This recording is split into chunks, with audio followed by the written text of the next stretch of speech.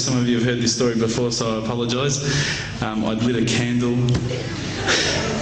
I had the window open, I had the curtains drawn, I was trying to get that really spiritual feeling. It was a nice summer night in Melbourne, as summer as it can get in Melbourne, and I was sitting there thinking, this is it, this is the night. I'd been, investigating all the spiritual proofs, all the scientific proofs about the fact that the mountains are the pegs, about, how the embryo develops inside, the woman, all these amazing proofs, but I still needed that little push. It's like I was on the edge of a cliff, I was ready to jump, I just needed a push. So I was sitting there, it was very quiet. I was reading Quran, and I stopped. I said, Allah, this is my moment. This is the time I'm about to jump into Islam. All I need is just a sign. Just a little sign, nothing huge, maybe a bolt of lightning. Maybe half the house could fall down or something, just small. Small for you, man. You created the earth, come on. So I sat there. I was waiting for the candle to start lighting up to 4 metres high like in the movies. And I go, okay, go.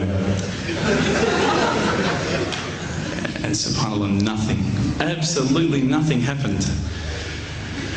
I was really disappointed, to be honest.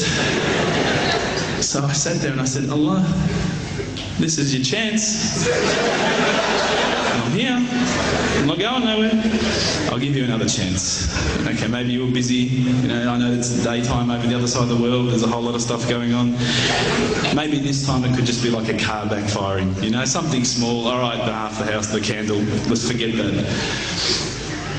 A bird could fart outside. I don't care. Just anything. So I said, okay, go.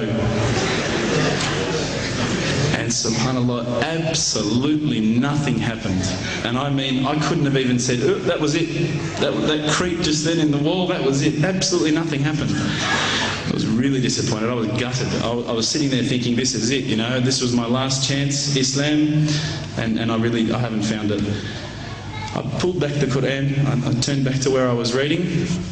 SubhanAllah, the very next verse on the next page, for those of you who ask for signs, have we not shown you enough already? Look around you, look at the stars, look at the sun, look at water. These are the signs for the people of knowledge. SubhanAllah.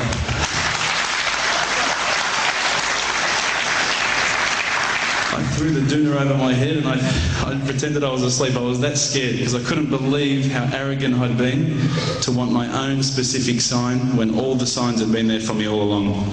The fact that we have this world, the fact that there is this creation, these are the signs for all of us. The next day I decided this is it, I'm becoming a Muslim. I'd been investigating Islam now for probably about 6 months, to be honest. I went in and I said to myself, this is it, I'm going to make Shahada. I had no idea what I had to say, I had no idea what the words were. It was probably close to Isha prayer, so it would have been, 7, 8 o'clock at night. I went in and I couldn't believe it. There was about 1,000 people at the mosque. I thought, subhanAllah, look at this religion. Look at how strong they are. It was the first night of Ramadan.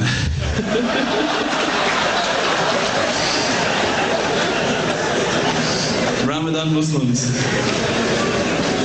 So I sat there and I was very nervous, I must admit. I got up and this person's going to me, you got to say these words, bro, Ashhadu. I'm going, what? Ash what? Can't I just say it in English? No, they say, no, you got to say it in Arabic. And I thought, I looked out over the sea of beards that I could see in front of me and I thought, if I get these words wrong, I'm a dead man. Again, I had this fear, And they were staring at me, and I don't know if you know this, but Australians can't stare. Lebanese people can stare. So I was sitting there, I was very scared. I got up, and subhanAllah, as soon as I started to say the words, all fear went out of my mind. It felt as though a shower was inside my head and someone had just turned on the cold tap. Felt like I'd been flushed clean. I said the words, and I wasn't expecting so many brothers to come up and yell, Takbir, Allahu Akbar, and start kissing me and hugging me. Now, I'd never been kissed by that many men in my life. But it was a beautiful day, I must admit. And that day was the day that I had more brothers than I could ever imagine, more sisters as well. But I guess since that day I've never looked back. My family, I think, initially were very worried that I was going to be, I guess, a little bit weird towards them. They thought that I was going to break out the AK-47s and the grenades. But they realised, I think, soon that this religion was actually making me a better person. Prior to Islam, you're not going to believe it, I had a mohawk.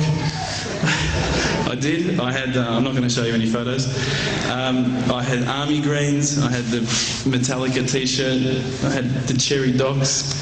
I was shocking, right? I thought I looked great, but I looked terrible.